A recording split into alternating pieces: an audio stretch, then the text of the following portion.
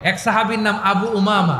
নামাজের ওয়াক্ত ছাড়া উনি মসজিদে যেয়ে বসে আছে। বিশ্বনবী বললেন, কিরে আবু উমামা, নামাজের তো ওয়াক্ত হয় নাই, মসজিদে কি? সাহাবী বলে, হুমুমুন লাজিমাতনি ওয়া দুয়ুন। নবী গো, ঋণের বোঝায় এমন টেনশনে আছি, ঘরে থাকতে পারলাম না, মসজিদে চলে আসছে। বিশ্বনবী বলেন, আমি কি তোমার এমন একটা দোয়া শিখাবো যেটা পড়লে আল্লাহ তাআলা তোমার ঋণের বোঝা হালকা করে দিবে? আবু উমামা বললেন, ইয়া রাসূলুল্লাহ, অবশ্যই শিখাবেন। বিশ্বনবী বললেন, তাহলে তুমি পড়বা, আল্লাহুম্মা ইন্নী আউযু বিকা মিনাল হাম্মি ওয়াল হাযান ওয়া আউযু বিকা মিনাল জুবনি ওয়াল বুখল ওয়া আউযু বিকা মিন গালাবাতিদ দাইনি ওয়া কাহরির রিজাল।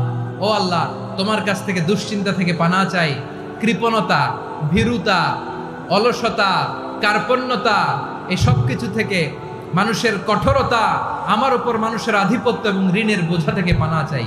এই দোয়াটা যখন বিশ্বনবী শিখাই দিলেন, আবু উমামা বারবার এই দোয়া পড়ে, আল্লাহুম্মা ইন্নী আউযু বিকা মিনাল হাম্মি ওয়াল হাযান ওয়া আউযু বিকা মিনাল আজজি ওয়াল কাসাল ওয়া আউযু বিকা মিনাল জুবনি ওয়াল বুখল ওয়া আউযু বিকা মিন গালাবাতিদ দাইনি ওয়া কাহরির রিজাল। আবু উমামা বলে, এই দোয়া আমি পড়তে লাগলাম। কিছুদিন পরে দেখা গেল বিশ্বনবীর শেখানো এই দোয়ার বদৌলতে আল্লাহ তাআলা আমার সব ঋণ পরিশোধের ব্যবস্থা করে দিয়েছেন। পড়বেন আমার প্রিয় পটুয়াখালীর ভাইরা। বিশ্বনবীর জামাতা সাইয়্যিদিনা আলী রাদিয়াল্লাহু তাআলা আনহুর কাছে এক লোক এসে বলে, হে আলী, ঋণের বোঝায় আমি জর্জরিত, আমার কিছু অর্থ দিয়ে সাহায্য করো। সাইয়্যিদিনা আলী রাদিয়াল্লাহু তাআলা আনহু বললেন, আমি কি তোমারে এমন একটা দোয়া শিখাবো যেটা বিশ্বনবী আমাদের শিখিয়েছেন? এই দোয়া যদি তুমি পড়ো, লাউ কানা আলাইকা মিসলু জাবালিন কাবীরিন দাইনান আদাল্লাহু আনকা, পাহাড় পরিমাণও যদি ঋণের বোঝা হয়, আল্লাহ এটা পরিশোধের ব্যবস্থা করে দিবেন। ছোট্ট একটা দোয়া বিশ্বনবী শিখালেন, বললেন, তুমি পড়বা, আল্লাহুম্মা কফিনি বিহালালিকা আন হারামিকা ওয়া আগনিনি বিফাদলিকা আম্মান সিওয়াক। মুখস্থ আছে? হ্যাঁ, আছে।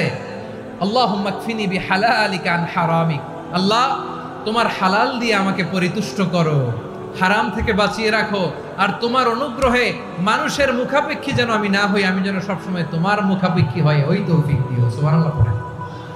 এই দোয়া বেশি বেশি পড়লে ঋণের বোঝা হালকা করে দিবে কে?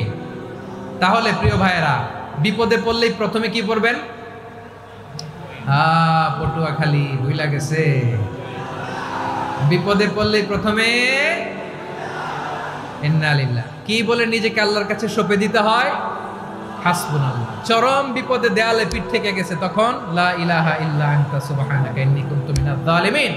এরপরে লা ইলাহা ইল্লাল্লাহুল আযীমুল হালিম, এই দোয়া। আকস্মিক বিপদ, হঠাৎ যেন কোনো বিপদ আমাকে পেয়ে না বসে, এটার জন্য বিসমিল্লাহিল্লাযী লা ইয়াদুররু মা ইসমিহি শাইউন ফিল আরদি ওয়ালা ফিস সামাই ওয়া হুয়াস সামিউল আলিম। সকালে 3 বার, রাতে 3 বার। আর মারাত্মক tension, hyper tension, anxiety, depression থেকে বাঁচার জন্য 2 দোয়া, ইয়া হাইয়্যু ইয়া কাইয়্যুম, ইয়া হাইয়্যু ইয়া কাইয়্যুম, মনে থাকবে? আর আল্লাহুম্মা ইন্নী আবদুক, এই দোয়া। ঋণ থেকে বাঁচার জন্য 2 দোয়া, আল্লাহুম্মা ইন্নী আউযু বিকা মিনাল হাম্মি ওয়াল হাযান, এটা। আর আল্লাহুম্মা কফিনি বিহালালিকা আন হারামিকা ওয়া আগনিনি বিফাদলিকা আম্মান সিওয়াক। আর সব সময় পড়ার জন্য একটা আমল দিয়ে যাই, উঠতে বসতে, অফিসে যাচ্ছেন, অফিস থেকে ফিরতেছেন, বসে আছেন, শুয়ে আছেন, ছোট্ট এক শব্দে আমরা যেন বেশি বেশি পড়ি, আস্তাগফিরুল্লাহ। আওয়াজ করে আমার সাথে পড়ুন, আস্তাগফিরুল্লাহ।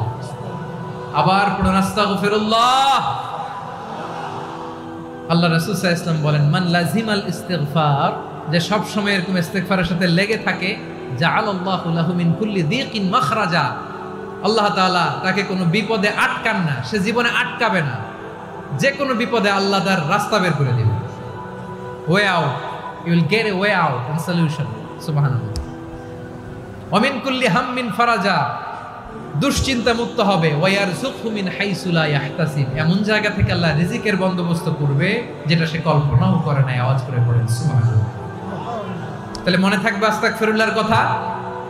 সব শেষ কথা বলবো, সব শেষ আমার প্রিয় ভাইয়েরা। এটা গেল নিজের বিপদ। কিসের বিপদ? নিজে যদি বিপদে পড়েন। অন্যের বিপদ যদি দেখেন, এটার জন্য একটা দোয়া আছে। অনেক সময় আমরা দেখি হাসপাতালে ক্যান্সারের 3rd স্টেজে চলে গেছে, লোকটা হ্যাংলা হয়ে, চিকন হয়ে, হায়রে কি কষ্ট পায়, দেখি না? বিশ্বনবী বলে, একটা দোয়া যদি কেউ অন্যের কোনো বিপদ দেখে পড়ে, ওই বিপদ তার জীবনে কখনো আসবে না।